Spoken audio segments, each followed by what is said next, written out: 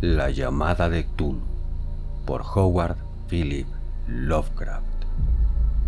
Encontrado entre los papeles del difunto Francis Wayland Thurston de Boston, resulta concebible pensar en la supervivencia de tales poderes y criaturas, una supervivencia de una época inmensamente remota en la que la conciencia estaba manifestada, quizá en forma de figuras que desaparecieron hace mucho ante el avance de la humanidad, formas de las que solo la poesía y la leyenda captaron un fugaz recuerdo, llamándolas dioses, monstruos y criaturas míticas de todo tipo y especie.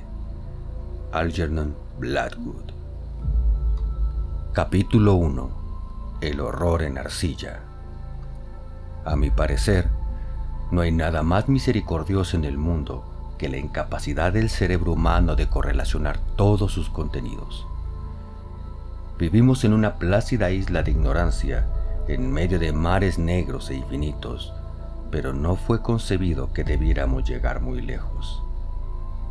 Hasta el momento, las ciencias, cada una orientada en su propia dirección, nos ha causado muy poco daño, pero algún día, la reconstrucción de conocimientos dispersos nos dará a conocer tan terribles panorámicas de la realidad y lo terrorífico del lugar que ocupamos en ella, que solo podremos enloquecer como consecuencia de tal revelación o huir de la mortífera luz hacia la paz y seguridad de una nueva era de tinieblas. Los teósofos han adivinado la imponente grandeza del ciclo cósmico en el que nuestro mundo y la raza humana no son sino un incidente transitorio. Los filósofos han hecho insinuaciones acerca de extrañas supervivencias en términos que podrían helar la sangre si no se enmascarasen tras un suave optimismo, pero no procede de ellos la visión de épocas prohibidas que me hacen sentir escalofríos cada vez que pienso en ella y me vuelve loco en mis sueños. Esa pequeña visión, como todas las pavorosas visiones de la realidad, fue el producto de una reconstrucción accidental a partir de varias cosas diferentes, en este caso un antiguo artículo de periódico y las notas de un profesor fallecido. Espero que nadie más sea capaz de repetir esta reconstrucción. De hecho, si yo viviera lo bastante, jamás aportaría conscientemente un solo eslabón más a tan terrible cadena. Creo que el profesor también tenía intención de silenciar aquella parte de la que tuvo conocimiento, así como de haber destruido sus notas si no le hubiera sobrevenido una repentina muerte. Mi conocimiento del asunto se remonta al invierno de 1926-27, momento en que tuvo lugar la muerte de mi tío abuelo George Gamel Angell, profesor emérito de filología semítica en la Universidad de Brown en Providence, Rhode Island. El profesor Angell era una autoridad reconocida en inscripciones de la antigüedad y con frecuencia habían recurrido a él los directores de museos importantes. A esto se debe que su fallecimiento a la edad de 92 años sea recordado por muchos. En el ámbito local el interés se acentuó por las oscuras circunstancias de su muerte. El profesor sufrió una extraña dolencia mientras volvía del barco de Newport. Tal y como lo dijeron los testigos, se derrumbó de repente tras haber recibido el empellón de un negro con aspecto de marinero que había salido de uno de los raros y oscuros callejones de la escarpada pendiente que constituye un atajo entre los muelles y la casa del difunto en William Street. Los médicos fueron incapaces de encontrar ningún trastorno visible, pero terminaron por apuntar tras una discusión que la causa de la muerte debía ser una lesión desconocida del corazón, causada por el rápido ascenso de un hombre ya mayor por una colina tan pronunciada. En aquel momento no vi razón alguna para disentir de ese dictamen, pero más tarde me vi inclinado a cuestionarlo, e incluso más que cuestionarlo. Como heredero y albacea de mi tío abuelo, que había muerto viudo y sin hijos, debí examinar sus papeles con cierta minuciosidad. A tal fin, llevé todos sus archivos y cajas a mi alojamiento en Boston. La mayoría del material que correlacioné será publicado más adelante por la Sociedad Americana de Arqueología, pero había una caja que me resultó sumamente misteriosa y que me sentí reacio a enseñar a otros ojos que los míos. Estaba cerrada y no encontré la llave hasta que se me ocurrió buscar en el llavero que el profesor llevaba siempre en su bolsillo. Entonces pude abrirla, pero parece que fuera solamente para toparme con una barrera más fuerte e infranqueable. ¿Cuál podría ser el significado de aquel extraño bajorrelieve de arcilla y de los inconexos apuntes, notas y recortes que encontré? ¿Había comenzado mi tío a creer semejantes supercherías en sus últimos años? El bajorrelieve era una tosca pieza rectangular de algo más de 2 centímetros de grosor y con una superficie de unos 13 por 15, de origen evidentemente moderno. Por el contrario, su diseño distaba mucho de resultar moderno en lo que se refiere al tema y a lo sugerido por la obra, ya que aunque los caprichos del cubismo y el futurismo son muchos y descabellados, no suelen servir para reproducir la enigmática regularidad que se esconde tras la escritura prehistórica, y ciertamente el grueso de aquellos diseños parecía ser algún tipo de escritura. Sin embargo, y a pesar de estar muy familiarizado con los papeles y las colecciones de mi tío, la memoria me fallaba al intentar identificar a qué tipo pertenecía o incluso al intentar recordar alguna pista de la más remota afinidad de aquella con otras escrituras. Sobre esos presuntos jeroglíficos se encontraba una figura con evidente propósito pictórico, aunque su ejecución impresionista impedía hacerse una idea clara de su naturaleza. Parecía tratarse de algún tipo de monstruo, un símbolo que lo representase o una forma que solo una imaginación enfermiza podría llegar a concebir. No estaría traicionando al espíritu de aquella cosa si digo que mi imaginación, algo calenturienta de por sí, creía percibir en ella de forma simultánea las figuras de un pulpo, un dragón y una caricatura de ser humano. Una cabeza viscosa y cubierta de tentáculos destacaba sobre un cuerpo grotesco y escamoso, con unas alas rudimentarias, pero era el perfil general de toda ella lo que resultaba más espantoso. Detrás de la figura quedaba insinuado un ciclópeo trasfondo arquitectónico. Los escritos que acompañaban a aquella rareza, dejando a un lado un montón de recortes de prensa, habían sido escritos hace poco de la mano del profesor Angel, y no había pretensión literaria alguna en su estilo. Lo que parecía ser el documento principal se titulaba Culto de Tulu, en caracteres trazados concienzudamente para evitar una lectura equivocada de una palabra tan inaudita.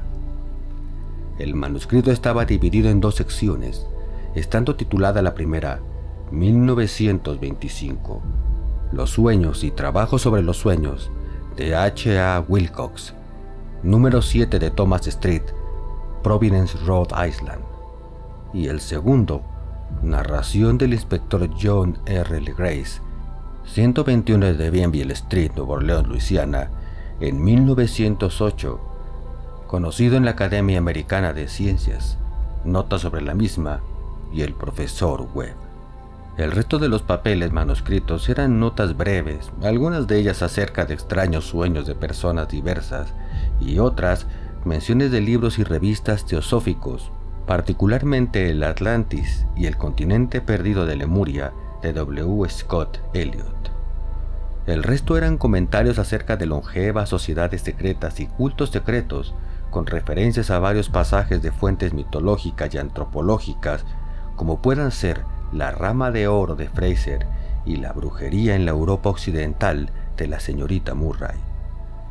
Los recortes aludían a extrañas enfermedades mentales y a una oleada de locura o demencia colectiva que tuvo lugar en la primavera de 1925. La primera mitad del manuscrito principal daba cuenta de un suceso bastante peculiar. Parece ser que el 1 de marzo de 1925, un hombre moreno y delgado, de aspecto neurótico y excitado, se presentó en casa del profesor Angel llevando el singular bajorrelieve, todavía húmedo y fresco. En su tarjeta de visita aparecía el nombre de Henry Anthony Wilcox, y mi tío lo reconoció como el menor de una excelente familia que le resultaba conocida. En los últimos tiempos, el joven Wilcox había estado estudiando escultura en la escuela de diseño de Rhode Island y viviendo solo en el edificio Fleur de Lis, cercano a dicha institución. Wilcox era un joven precoz de genio reconocido, pero de una gran excentricidad, y ya desde la niñez había entusiasmado a gente con las extrañas historias y sueños que tenía por costumbre relatar. Decía de sí mismo que era psíquicamente hipersensible, pero la gente formal de aquella antigua ciudad comercial le tomaba simplemente por un tipo rarito. Al no mezclarse demasiado con sus compañeros de estudio, se apartó gradualmente de la vida social y en aquel momento solo se relacionaba con un grupo de estetas de otras ciudades. Incluso el Club de Arte de Providence, en su celo de conservacionista, lo dejó por imposible. Con motivo de la visita, según leí en el manuscrito del profesor, el escultor pidió bruscamente la ayuda de mi tío para que, dados sus conocimientos arqueológicos, identificara los jeroglíficos del bajo relieve. Habló de una manera tan distraída y afectada, y que indicaba tal presunción, que anulaba cualquier simpatía que pudiera sentirse por él. Mi tío le contestó con cierta brusquedad, ya que la notable frescura de la tablilla implicaba parentesco con cualquier cosa excepto con la arqueología. La réplica del joven Wilcox, que impresionó a mi tío hasta el punto de recordarla y anotarla al pie de la letra, estuvo caracterizada por un matiz fantásticamente poético que debió marcar sin duda toda la conversación y que, tal y como he podido comprobar más tarde, resultaba muy propio de él. Lo que dijo fue: «Claro que es nueva. La hice la pasada noche en un sueño que tuve sobre extrañas ciudades, y los sueños son más antiguos que el ensoñadora Tiro, la contemplativa Esfinge o la misma Babilonia cercada de jardines». Fue entonces cuando comenzó su inconexo relato que de repente avivó un recuerdo aletargado de mi tío y se ganó su fervoroso interés. La noche anterior había tenido lugar un leve terremoto, el de mayor intensidad de los últimos años en Nueva Inglaterra, y la imaginación del joven Wilcox había resultado fuertemente afectada. Al irse a dormir, tuvo un sueño sin precedentes sobre ciclópeas ciudades de titánicos sillares de piedra y monolitos que alcanzaban el cielo, chorreando todo el conjunto légamo de color verde y anunciando un horror latente. Los muros y pilares estaban cubiertos de jeroglíficos y desde algún punto bajo en el suelo le llegó una voz que no era tal, una sensación caótica que tan solo la imaginación podría transliterar en sonido, cosa que intentó hacer por medio de un revoltijo casi impronunciable de letras. Tulu. Este galimatías fue la clave para que el profesor recordase algo que le preocupaba y confundía. Preguntó al escultor con minuciosidad científica y estudió con intensidad casi frenética el bajorrelieve en el que el joven se encontraba trabajando, cuando, helándose de frío y vestido solo con su pijama, despertó de repente y se sorprendió al ver lo que hacía. Mi tío culpaba a su edad, como dijo Wilcox posteriormente, de su lentitud en reconocer los jeroglíficos y el diseño pictórico. Muchas de sus preguntas le parecieron fuera de lugar al visitante, especialmente cuando el profesor intentó encontrar conexiones entre Wilcox y extrañas sectas y sociedades. Wilcox no pudo entender las repetidas promesas de silencio que le fueron ofrecidas a cambio de admitir su pertenencia a una extendida organización religiosa de carácter pagano o místico. Cuando el profesor se convenció de que Wilcox ignoraba la existencia de cualquier tipo de culto o de saber arcano, no dudó en asediar a su visitante solicitándole futuros informes acerca de sus sueños. Esto dio su fruto de una forma continuada, ya que tras la primera entrevista, el manuscrito hace constar las visitas diarias del joven, en las que relataba sorprendentes fragmentos de imágenes oníricas, cuyo principal contenido era siempre alguna terrible panorámica de carácter ciclópeo y de piedra oscura y chorreante, a la que acompañaba una voz o inteligencia subterránea que de forma monótona profería enigmáticos impactos sensoriales imposibles de transliterar, salvo en un galimatías. Los dos sonidos repetidos con más frecuencia, mencionados en las cartas, eran Tulu y Relay. El 23 de marzo, según apuntaba el manuscrito, Wilcox no apareció. Las pesquisas en su alojamiento revelaron que había sido asaltado por una especie inusual de fiebre y que había sido llevado a la casa de su familia en Waterman Street. Wilcox había estado gritando durante la noche, despertando a varios de los otros artistas que vivían en la residencia, y desde entonces solo había manifestado estados alternativos de inconsciencia y delirio. Mi tío se apresuró a telefonear a la familia y desde ese momento en adelante prestó una gran atención al caso, llamando a menudo a la consulta del Dr. Toby en Thayer Street al enterarse de que era el médico de Wilcox. Al parecer, la febril mente del joven se explayaba sobre cosas extrañas y a ratos el doctor se estremecía al oír hablar de ellas. Tales visiones no se limitaban a la repetición constante de cosas soñadas con anterioridad, sino que aludían localmente a una gigantesca cosa de kilómetros de altura que caminaba o se movía pesadamente. En ningún momento llegó a describir por completo aquel ser, pero algunas palabras frenéticas y ocasionales, repetidas por el Dr. Toby, convencieron al profesor de que debía ser idéntico a la monstruosidad sin nombre que había tratado de representar en aquella figura esculpida en sus sueños. El doctor añadió que cualquier referencia a este objeto suponía, sin excepción, el preludio de un hundimiento del joven en un estado letárgico. Extrañamente su temperatura no estaba muy por encima de la normal, pero su condición, por lo demás, indicaba la presencia de una auténtica fiebre y no de un trastorno mental. Alrededor de las 3 de la tarde del 2 de abril, todo rastro de la enfermedad de Wilcox desapareció de repente.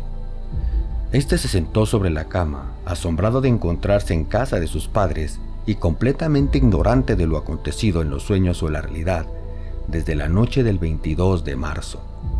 Tras darle de alta el médico, Wilcox tardó solo 3 días en volver a su alojamiento, pero en adelante dejó de interesar al profesor Angel.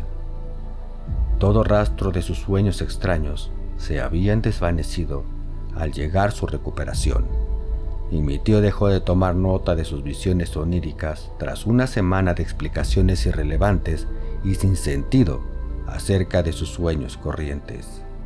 Aquí terminaba la primera parte del manuscrito, pero las abundantes notas invitaban de veras a la reflexión. Solo el escepticismo inveterado que constituía entonces mi filosofía puede explicar mi persistente desconfianza. Las notas describían lo que habían soñado diversas personas en el mismo periodo en que el joven Wilcox había tenido sus extrañas revelaciones.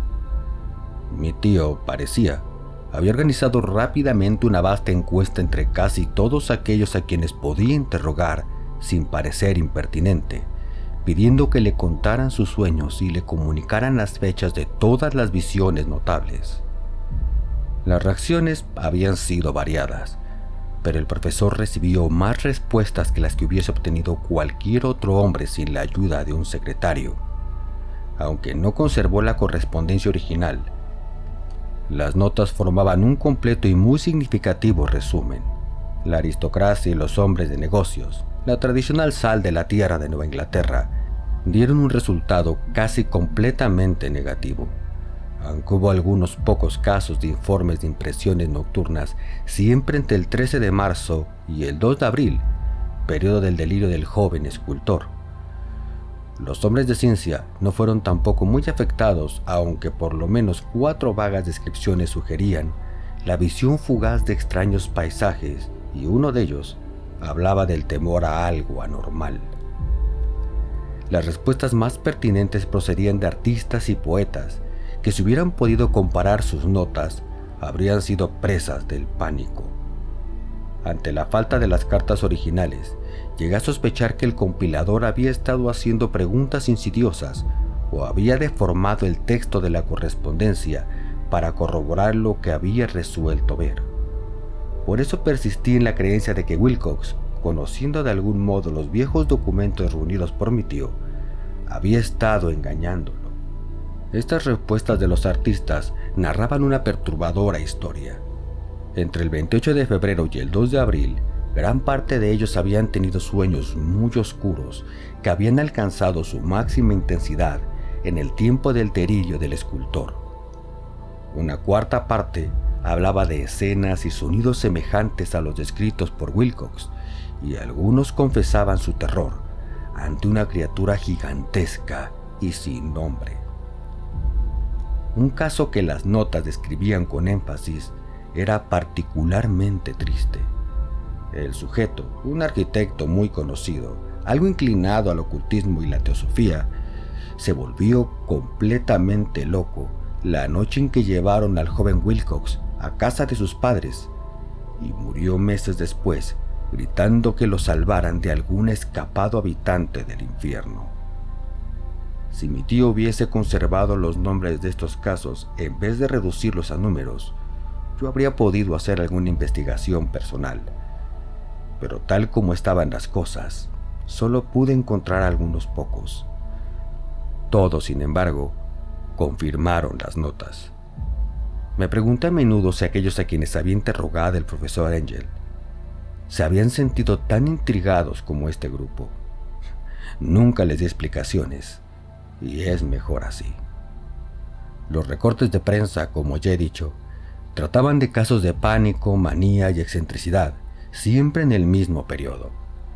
El profesor Engel debió haber empleado una agencia de recortes, pues el número de estos extractos era prodigioso y además procedían de todos los rincones del mundo. Uno describió un suicidio nocturno en Londres. Un hombre había saltado por una ventana luego de lanzar un grito horrible. En una confusa carta, el editor de un periódico sudamericano, un fanático, anunciaba, apoyándose en sus versiones, un futuro siniestro. Un despacho de California relataba que una colonia teosófica había comenzado a usar vestiduras blancas ante la proximidad de un glorioso acontecimiento que no llegaba nunca, mientras que unas noticias de la India se referían cautelosamente a una seria agitación entre los nativos, producida a fines de marzo. Las orgías vudúes se habían multiplicado en Haití y en África se habían hablado de unos cantos misteriosos. Los oficiales norteamericanos radicados en Filipinas habían tenido ciertas dificultades con algunas tribus y en la noche del 22 de marzo, los policías de Nueva York habían sido molestados por levantinos histéricos. Confusos rumores recorrieron también el oeste de Irlanda y un pintor llamado Ardonis Bonnot expuso en 1926 en el Salón de Primavera de París un blasfemo pasaje onírico. En los manicomios, los desórdenes fueron tan numerosos que solo un milagro pudo impedir que el cuerpo médico advirtiera curiosas semejanzas y sacase apresuradas conclusiones. Una rara colección de recortes, en verdad. Apenas concibo hoy el crudo racionalismo con que los hice a un lado, pero quedé convencido de que el joven Wilcox había tenido noticias de unos sucesos anteriores mencionados por el profesor. Esperamos que hayas disfrutado el relato. Puedes apoyar el canal invitándonos a un café, ya sea a través del link de Mercado Pago que está aquí abajo o en nuestra página de Ko-fi. Ambos links podrán encontrarlos en la caja de comentarios. También puedes apoyarnos recomendando el canal y compartiendo para que llegue más gente. Si tienes alguna sugerencia, algún relato que te gustaría que narrásemos o incluso alguno de tu autoría, háznoslo saber en los comentarios. Suscríbete y no olvides que cada semana subimos nuevos relatos.